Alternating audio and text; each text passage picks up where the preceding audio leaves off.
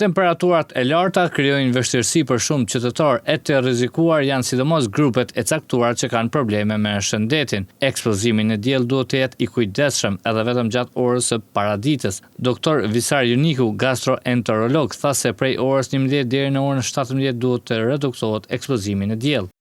Me të vërtetë, domethënë, të temperaturat shumë të larta dhe nuk kemi prit një farë forme, domethënë, është periudha por jo ashtu shihni në korrekt apo në ngushtë. Janë temperaturat e larta, duhet pasur kujdes njerëzit dhe pacientët. I bëj apel të thotë të kufizojnë këto daljet prej orës 11 diku 12 deri ka ora 5 mazitës.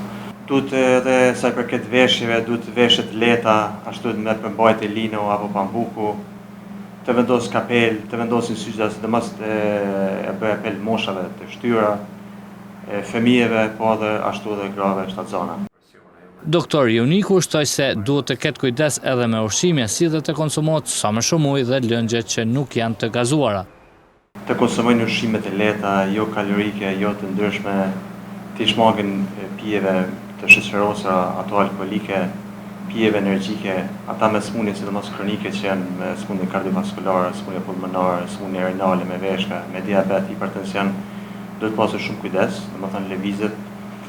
Duhet të shmanget, domethënë të cilësin këto kona, siç tham duhet ushqime të lehta të konsumojnë, të pinë sa më tepër për shkak të dehidrimeve, do thotë që në temperaturat e larta pacienti apo njeriu në këtë rast i thjesht hub shumë langje, para se duhet të rihidrohet vazhdimisht, duhet të konsumojë ujë më tepër.